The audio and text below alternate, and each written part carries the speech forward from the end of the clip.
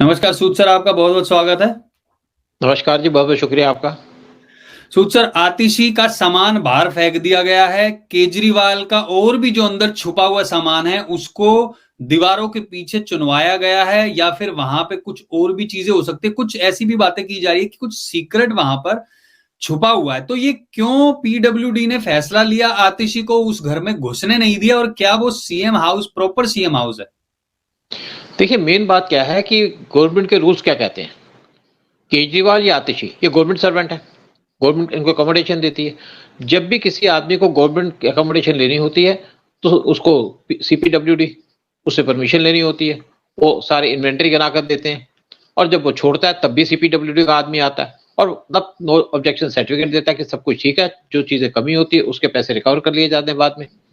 तो केजरीवाल ने कुछ सीएम का हाउस छोड़ा क्योंकि वो कहते हैं मैं सीएम नहीं रहा। अब केजरीवाल ने तो घर तो छोड़ दिया, लेकिन केजरीवाल का अभी भी आधा सामान वहां था और इसने सीबीडब्ल्यू से क्लियरेंस ली, यानी कि उनको इन्वेंटरी नहीं कराई और ना वहां से नो ऑब्जेक्शन सर्टिफिकेट दिया और वहां पे उसने आतिशी को घुसा दिया। सीएम हो या ना हो इससे कोई फर्क नहीं पड़ता, लेकिन अगर कोई नया आदमी वहां पे आ रहा है तो उसको इन्वेंटरी गिनाई जाएगी कि आपके घर के में ये लगा, इतने बल्ब लगे, इतना कुछ लगा और फिर उस घर को उस आदमी को घर अलॉट किया जाएगा। इससे और ये काम जो प्रोसीजर थे केजरीवाल को पता होना चाहिए था कि गवर्नमेंट सर्वेंट रहा है और केजरीवाल ने पूरा नहीं किया। तो ना तो उसने घर प्रॉपर तरीके से हैंडओवर किया और ना जो आतिशी है उसने सीपीडब्ल्यू से पूछा और घर में घुस गई, तो इसलिए उसके घर से सारा सामान निकाल दिया। इलीगल तरीके से आप गवर्नमेंट अकोमोडेशन में रह नहीं तो सर, सकते आपने कहा आज। कि उसको पता नहीं था, तो लग तो नहीं रहा कि उसको पता नहीं था, क्योंकि पहले ये ड्रामा किया गया जिस दिन वो निकल रहे थे कि वो सामान दे रहे हैं वहां पर। जैसे कि देख सकते हैं यहाँ पे पूरा मेलो ड्रामा, बूढ़े पिता माँ बाप को दिखा के, फिर जितने लोग वहां पे काम करते थे उनको ऐसे दिखाया गया कि उनसे मिलके जा रहे हैं, बहुत ही आम आदमी है ये। और फिर उसके बाद चाबी हैंड ओवर करते हुए भी दिखाया गया, लेकिन पीडब्ल्यूडी ने कहा भैया हमें तो चाबी मिली नहीं है, जिसको चाबी दी जा रही है वो इनके पर्सनल सेक्रेटरी हैं। हाँ, वही बात कही ना कि देखो ये जो चाबी देनी थी उनको देनी थी सीपीडब्ल्यूडी को, अपने आदमियों को नहीं देनी।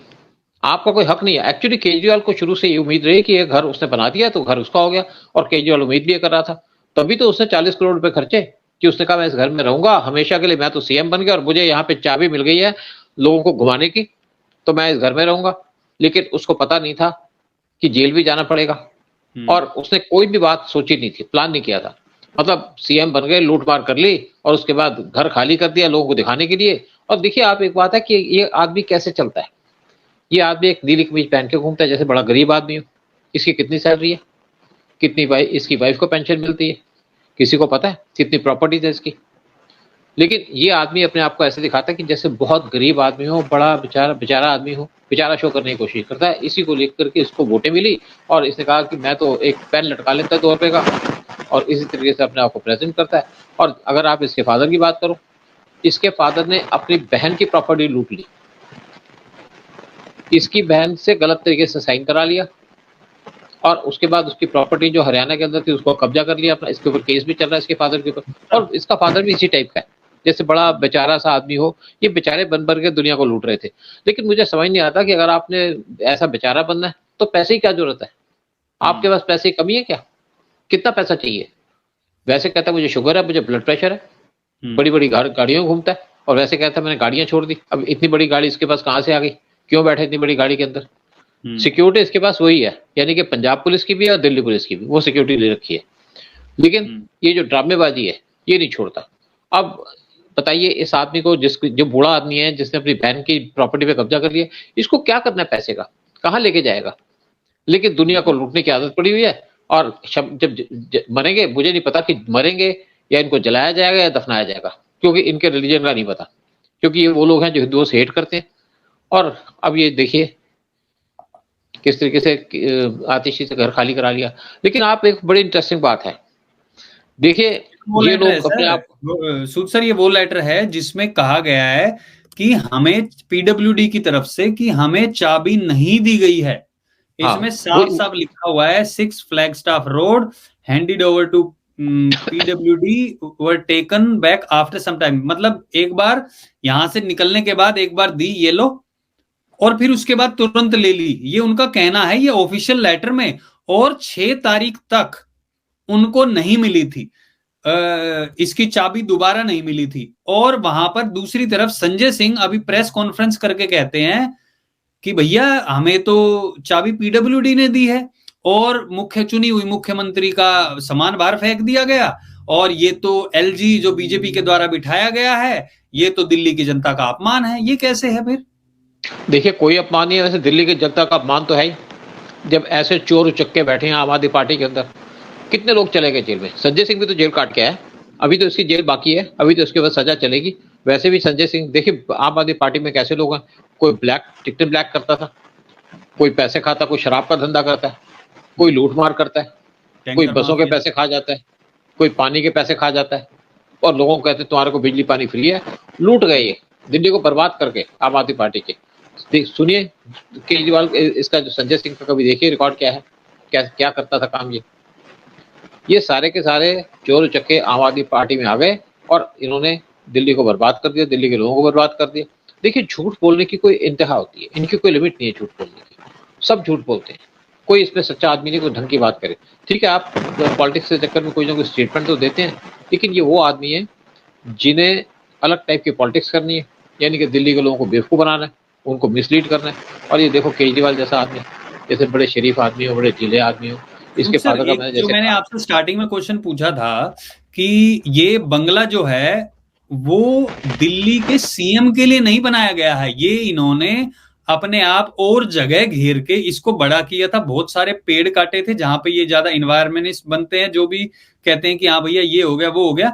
उसके बाद इन्होंने कब्जा किया था, वो करोड़ों रुपए यहाँ पे इन्होंने लगाए थे। तो ये कहा गया है कि इलीगल कई चीजें हैं इसके अंदर, इस वजह से केस किया हुआ है।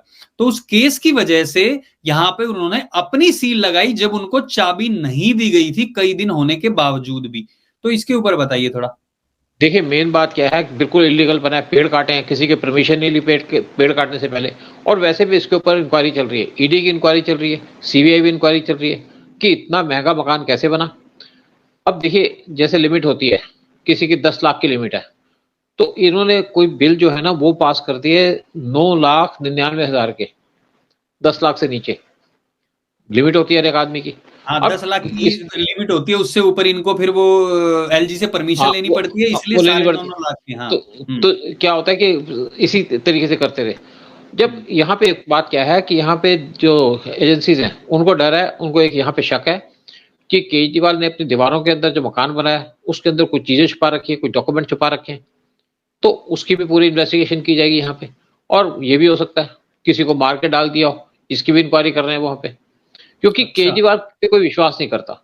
नहीं, बिल्कुल बहुत से बात है। देखो, यहाँ पे बहुत कुछ किया केजरीवाल ने, और यहाँ पे हो सकता है कुछ उसने ऐसे इक्विपमेंट लगाए रखे हो, उसकी भी जानकारी करेगी।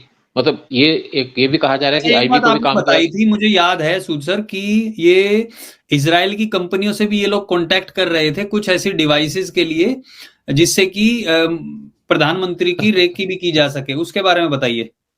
वो ऐसा था कि एक इनका आदमी मुझे अप्रोच किया, मैं किसी चक्कर में गया था इनके ऑफिस में, जब शुरू में केजरीवाल की गवर्नमेंट बनी थी, किसी का करप्शन का केस था। मैंने कहा जो इसकी बात करते केजरीवाल से, कुछ दिल्ली पुलिस का आदमी, सीनियर आदमी, उसने एक मेरे फ्रेंड का मकान पे कब्जा कर लिया था। मैंने कंप्लेंट कर दी और कंप्लेंट की कॉपी लेके चला गया केजरीवाल के ऑफिस में, जहां पे इसकी सुनवाई करनी थी, जैसे लोगों की कंप्लेंट होती है। तो उस आदमी ने कहा भाई यहाँ पे कोई सुनवाई नहीं होती है, तो सिर्फ बेवकूफ बना रहा है, जबकि वो इसका आदमी था। फिर मेरे से एक बात की गई, कहते हुए केजरीवाल चाहता है कि अपना अलग यूनिट बनाना, मतलब इंटेलिजेंस यूनिट बनाना चाहता है, तो आप उसमें हेल्प कर सकते हो। मैंने कहा आप किस टाइप की हेल्प चाहते हो? कहते इसके पास कुछ इंडस्ट्रीज हैं जो फॉरेन से इक्विपमेंट मंगा लेंगे। मैंने कहा उसके तो लिए आपको आईबी के परमिशन लेनी पड़ेगी। कहते वो अरेंज कर लेंगे, इनका सारा इक्विपमेंट लेने का क्या लेना है, किस तरीके से करना है, इनके अपने बड़े अच्छे कॉन्टैक्ट हैं। तो लेकिन आप क्या एक टीम को तैयार कर सकते हो जो जिसको आप ट्रेनिंग दे के रखो, या इनके कुछ लोग हैं उनको ट्रेनिंग दे दो, कुछ अपने साथी उनको भी ले आओ। तो मुझे बात समझ में आ गई कि जो काम कर रहे हैं इलीगल कर रहे हैं। मैंने कहा जी मुझे इन चीजों में कोई इंटरेस्ट नहीं है, मैं ठीक है, मैं आपकी अगर लेजिटिमेट हेल्प को कर सकता हूँ, क्योंकि मैं एक डिटेक्टिव एजेंसी भी चला रहा था उस टाइम पे। तो मैंने मना कर दिया। बाद में पता चला कि केजरीवाल ने अपनी इंटेलिजेंस की टीम इकट्ठी कर दी है। देखिए, जब अगर आप गवर्नमेंट में बैठे हैं, जैसे सेंट्रल गवर्नमेंट में, आपके पास आईबी है, सीबीआई है, आपके पास रॉ है, आपके पास दूसरी एजेंसीज हैं, लेकिन स्टेट गवर्नमेंट के पास पुलिस होती है, स्टेट पुलिस होती है, उसका सीआईडी डिपार्टमेंट होता है, उसके साथ साथ आप कुछ और नहीं रख सकते। तो मुझे समझ में आया कि केजरीवाल एक काम करना चाहता है, ये बीजेपी के जो लीडर्स हैं, स्पेशली पीएम, इनके ऊपर एक वॉच रखना चाहता है, इनकी बातें सुनना जासूसी चाहता है, करने के लिए। जासूसी करने के लिए। तो मुझे पता था गलत काम है, बाद में केस भी खुल गया और केस खुल के कुछ लोगों को अरेस्ट किया गया और उन्होंने सारा खुलासा कर दिया, उसके ऊपर भी इस पे केस चल रहा है। लेकिन केजरीवाल के पास इतने केस है कि कुछ केस दब गए और मुझे लगता है कि उस केस का भी खुलासा किया जाएगा बहुत जल्दी कि केजरीवाल क्यों एजेंसी बनाना चाह रहा था। देखिए, मैं अगर जैसे डिटेक्टिव का काम कर रहा था, मेरी लिमिटेशन थी, क्योंकि इंडिया के अंदर डिटेक्टिव एजेंसी चलाने के लिए आपको प्रॉपर कोई सिस्टम नहीं है, बहुत सी चीजें आप कर नहीं सकते, इक्विपमेंट आप ले नहीं सकते, छोटे मोटे इक्विपमेंट को छोड़ करके। फिर कोई आपकी कंप्लेंट कर दे कि आप मेरी जासूसी कर रहा है, तो वो बिल्कुल। आदमी अरेस्ट हो जाता है। फिर आप किसी के फोन की डिटेल्स इकट्ठी कर सकते। तो केजरीवाल के पास जो आदमी था रॉ का, वो टेक्निकल का आदमी था, टेक्निकल का साइड का था, उसको बहुत सी चीजें पता थी, लेकिन वो जनरल साइड पे कि किस तरीके से जासूसी की जाती है उसके बारे में उसको नॉलेज कम थी, क्योंकि वो डेपुटेशन पे आया था रॉ के अंदर। तो केजरीवाल का जो मिशन था उस पे केजरीवाल फेल हो गया और केजरीवाल की इंटेंशन तभी समझ में आ गई थी क्या करना चाहता है। और मैं वैसे भी समझ गया था केजरीवाल को, जब ये किसी की प्रॉब्लम नहीं सुनना चाहता, किसी की प्रॉब्लम को रिजॉल्व नहीं करना चाहता, तो इसने क्या करना है। तो उसके बाद मैंने उस केस को हैंडल तो कर लिया और जो प्रॉपर्टी, जो एक दिल्ली का सीनियर पुलिस का ऑफिसर, उसने कंट्रोल किया था, उससे छुड़वा भी ली। अच्छा सूद सर, एक चीज और, ये हिंदू आजकल हिंदुओं को भी सोचते हैं, उनको साधने के लिए हनुमान जी की बात करते रहते हैं। और ये सब लोग जानते होंगे कि केजरीवाल किस तरीके से खिलाफ था और कहता था पाकिस्तान से आने वाले हिंदू जासूस हो सकते हैं, और दूसरी तरफ ये कहता है रोहिंग्या मुसलमानों पर शक करना गलत होगा, वो हालात के मारे हैं। तो इस तरीके के कुछ बयान आए थे। और उसके बाद एक ये लेटेस्ट वीडियो है मनीष सिसोदिया, जिसको कहते हैं भारत के सबसे बड़े अच्छे प्रधान, वो शिक्षा मंत्री कहते हैं, ये देखो टीका लगाया उसको, ये पहनाया, और उसके बाद उसने क्या किया, हिंदूवादी ने वो टीका पोंछ के वापस शोल वहां पे दे दिया, पूरा टीका साफ करके देखिए आप। तो कहाँ के देखिए, हिंदूवादी हैं? ये हिंदूवादी नहीं है, ये कम्युनिस्ट है। आतिशी देख लो, कम्युनिस्ट मतलब मार्क्सिस्ट लेनिनिस्ट है। केजरीवाल कम्युनिस्ट है। अब देखो, केजरीवाल ने